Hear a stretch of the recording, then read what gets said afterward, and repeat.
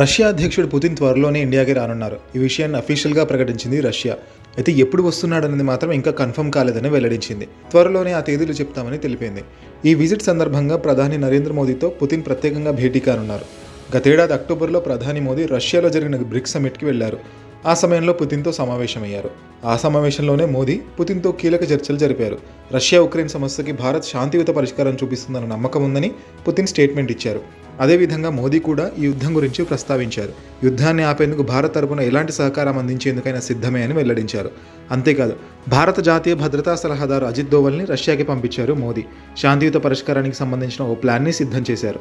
ఆ తర్వాత పుతిన్ మోదీ భేటీ అయ్యారు. ఇప్పుడు మరోసారి ఇండియా వేదికగా ఇద్దరు కలుస్తుండడం ఆసక్తికరంగా మారింది. మరో ఇంట్రెస్టింగ్ విషయం ఏంటంటే రష్యా ఉక్రెయిన్ యుద్ధం తర్వాత పుతిన్ విదేశీ పర్యటన చేయడం ఇదే తొలిసారి.